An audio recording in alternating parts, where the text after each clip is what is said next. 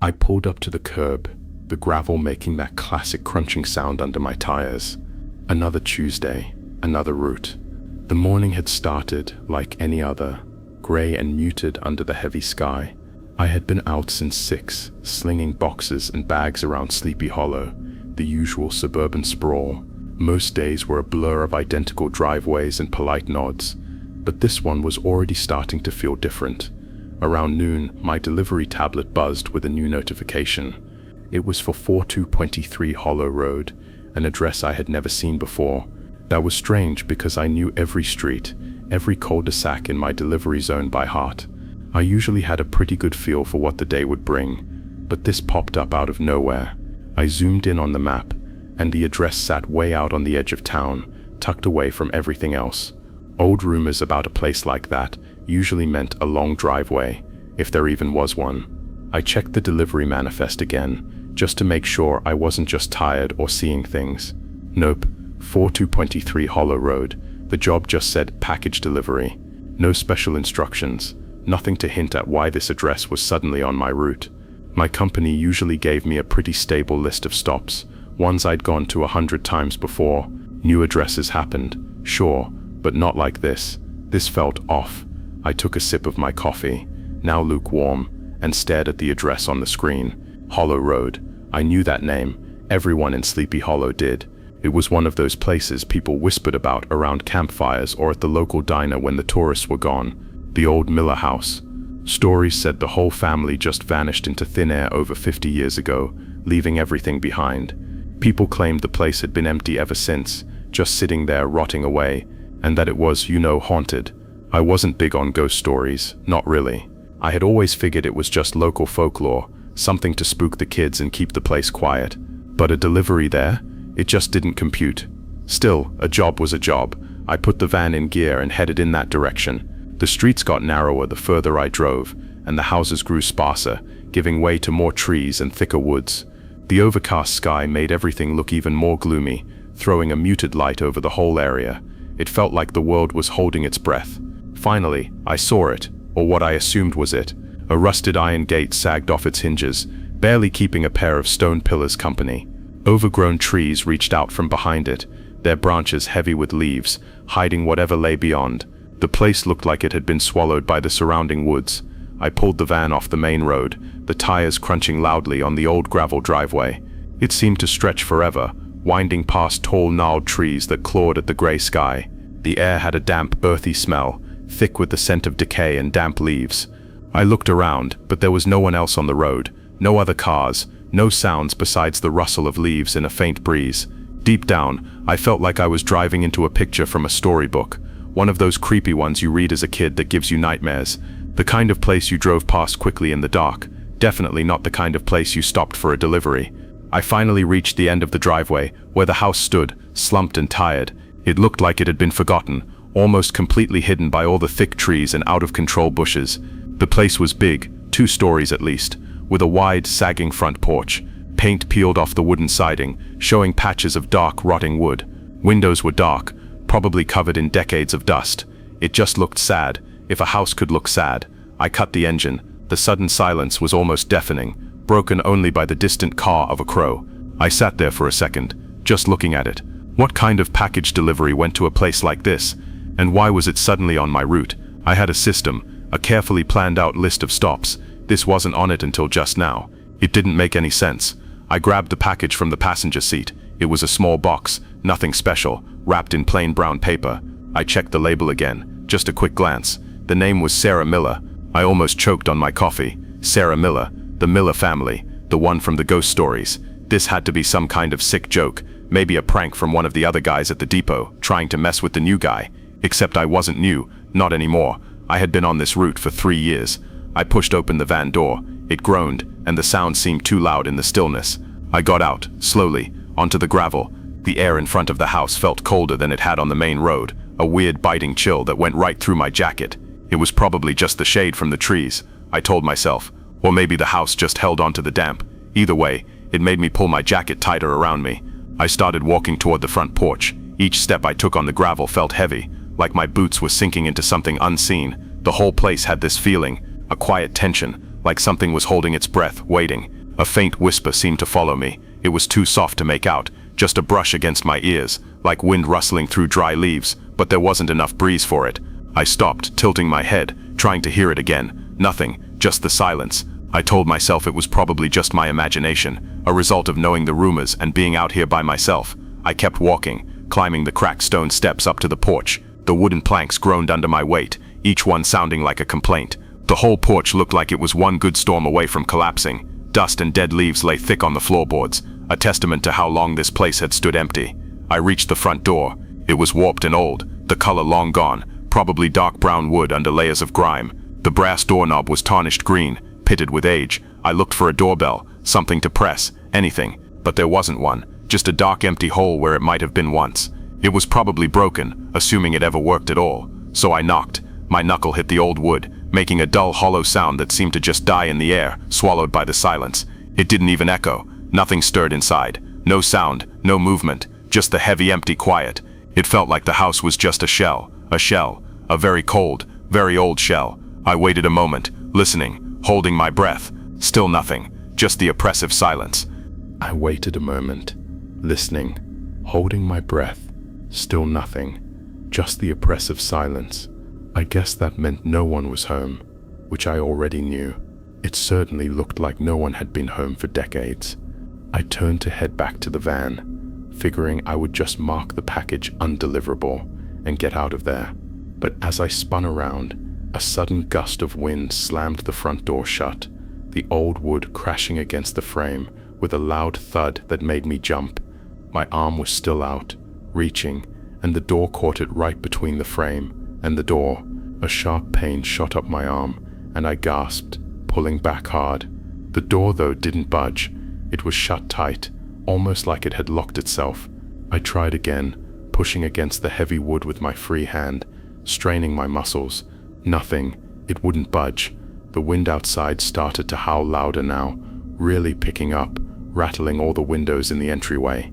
The sound was like a long, drawn-out cry, and it just made everything feel even more uneasy.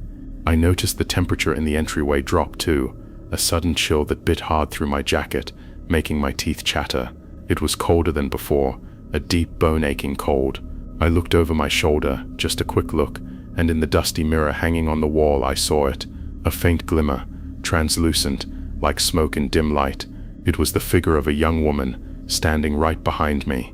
Her shape was blurry, shimmering, but I could make out long dark hair and the outline of an old-fashioned dress. My breath hitched. It was just there, floating, not quite solid, just a hint of form. Then, as quickly as it came, it was gone, fading into nothing, like mist dissolving in the sun. I spun around, but there was nothing there, just the empty air and the old peeling wallpaper.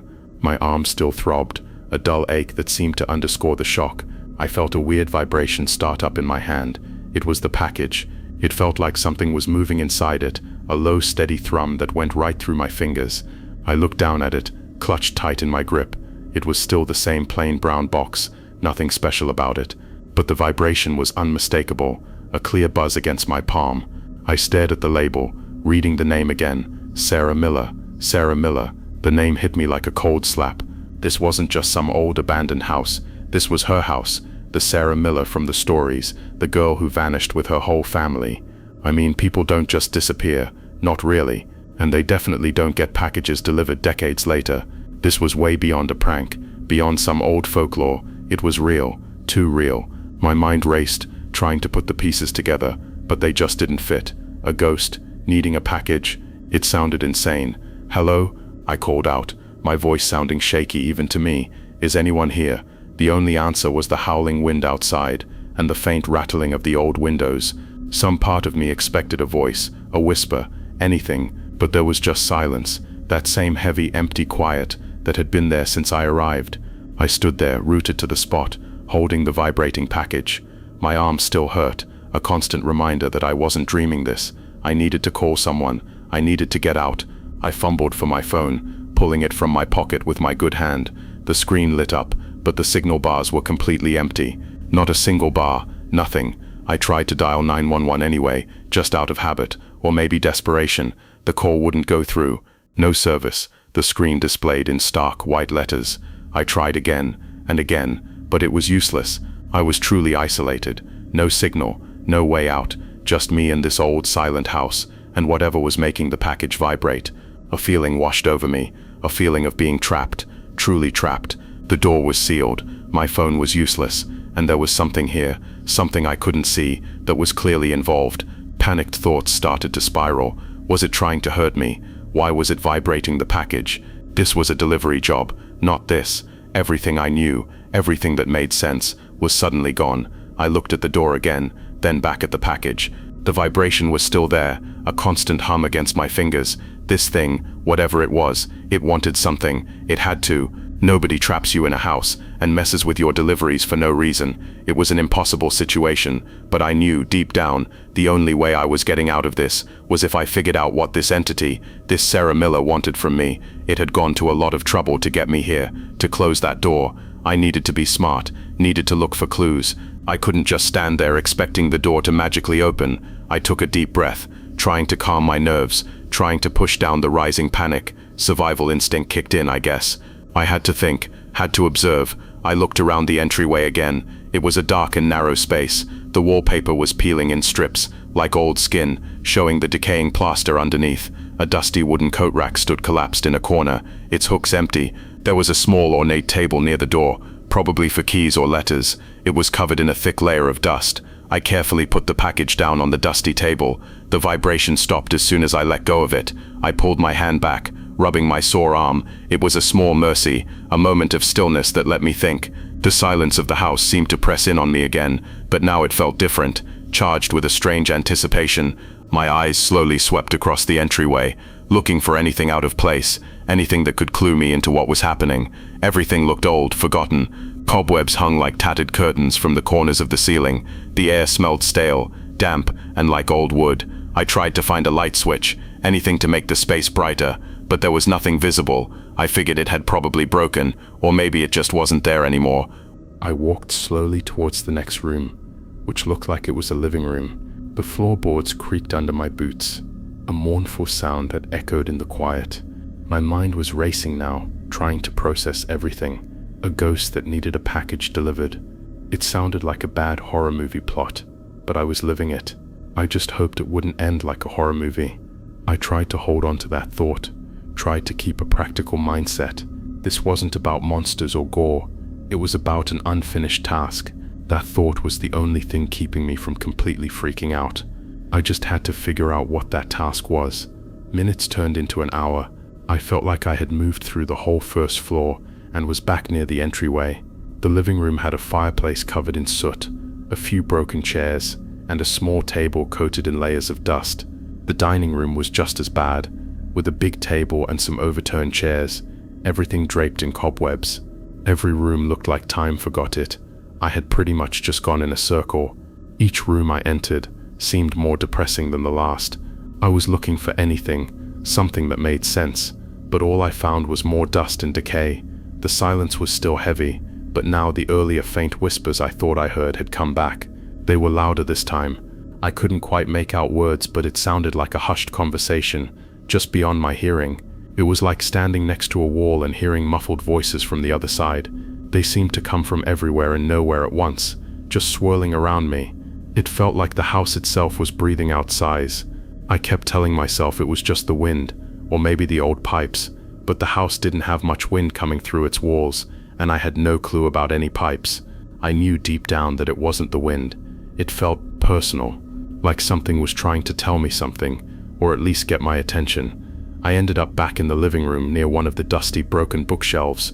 It was tall, reaching almost to the ceiling, filled with books that looked like they hadn't been touched in forever. Most of them were just dark shapes crammed together, covered in dust and bits of cobweb. The air felt thick with the smell of old paper and mildew. I ran a hand over the spines, leaving a streak through the grime. It felt weird, like disturbing a tomb. I wondered why anyone would leave so many books behind. It just felt like a strange thing to do if you were planning to disappear. People usually only take their most valuable possessions, or at least things that mean something to them. So many things were left behind, it didn't make any sense.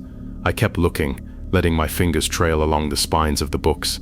Most of them were old hardcovers, the kind with plain cloth bindings.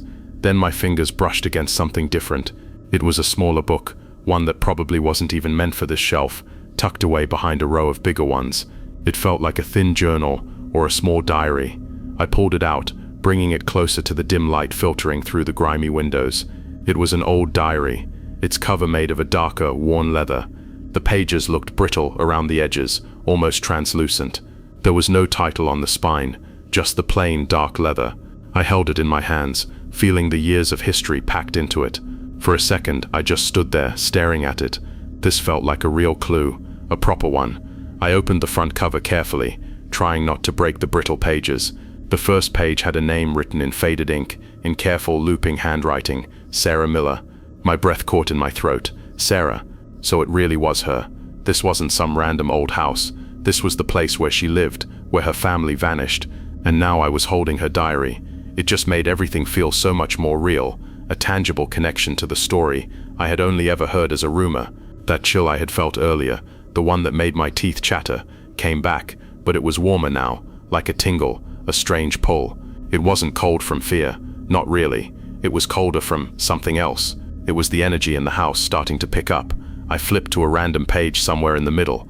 The entries were written in the same looping handwriting. The ink was faded, but I could still read most of it.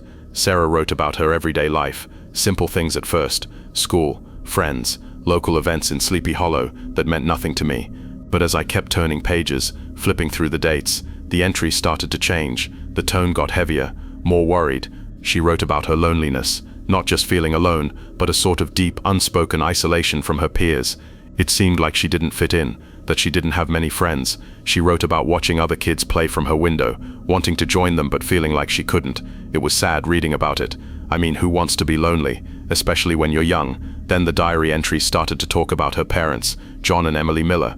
She mentioned them getting worried, arguing more and more about money, debt. That word came up a lot. They were struggling, it seemed, buried under mounting bills and no way out.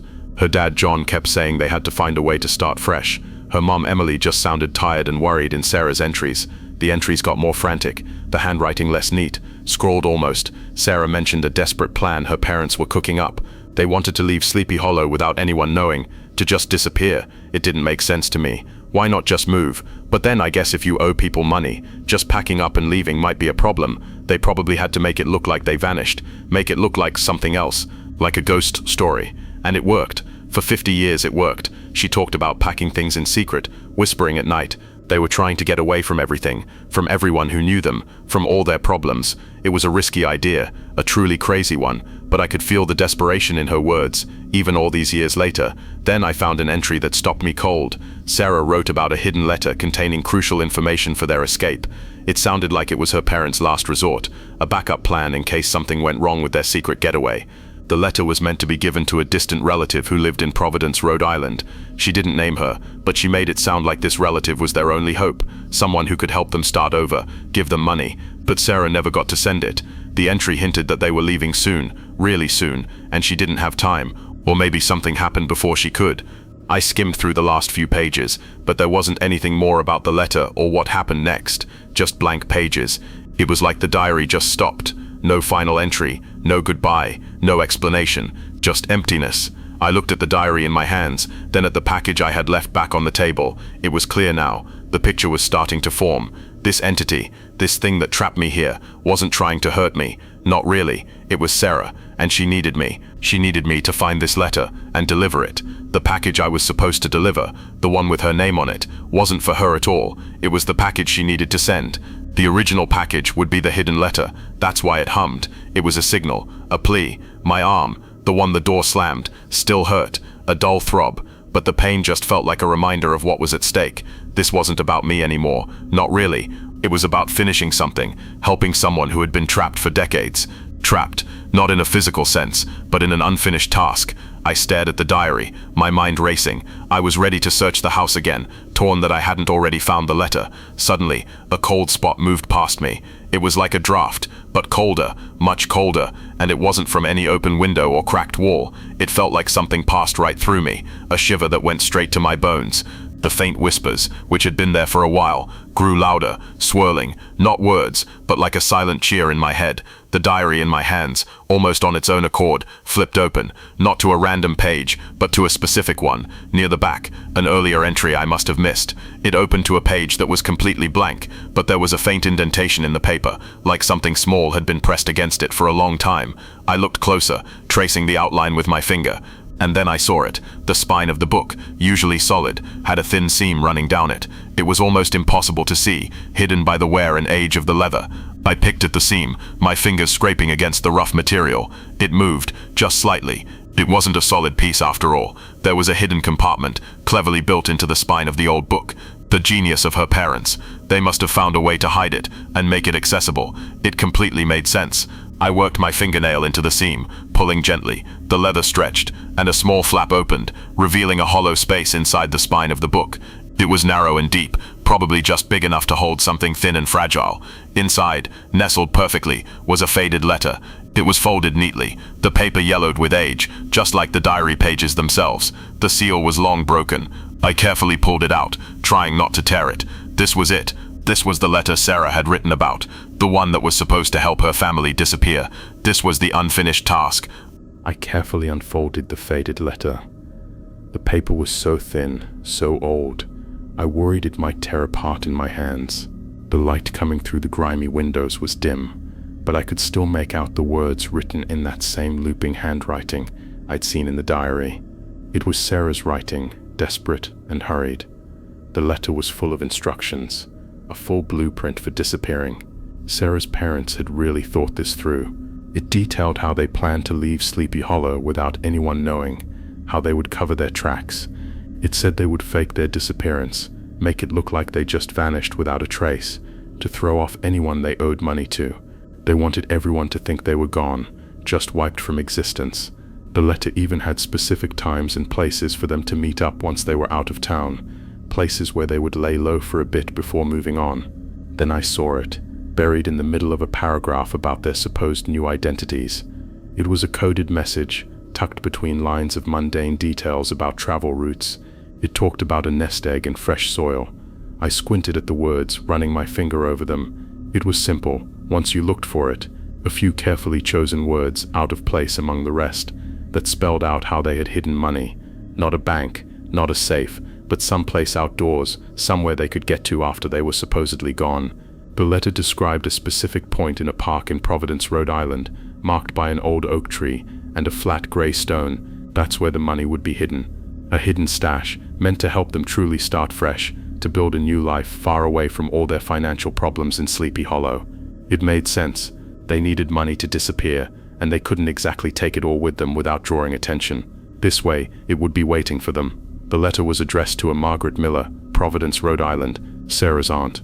The distant relative she had mentioned in her diary, the one who was meant to be their last hope. This was it. The entire plan, the hidden money, the new life. It was all condensed into this one fragile piece of paper. It hit me then, the full weight of it, the impossible task I had been given. Spectral Sarah, trapped here for half a century, hadn't just wanted me to find the letter. She needed me to finish her parents' plan. She needed me to deliver this letter to her Aunt Margaret. This wasn't just about unlocking a door or fixing a bad phone signal. It was about completing her last, desperate, unfinished task.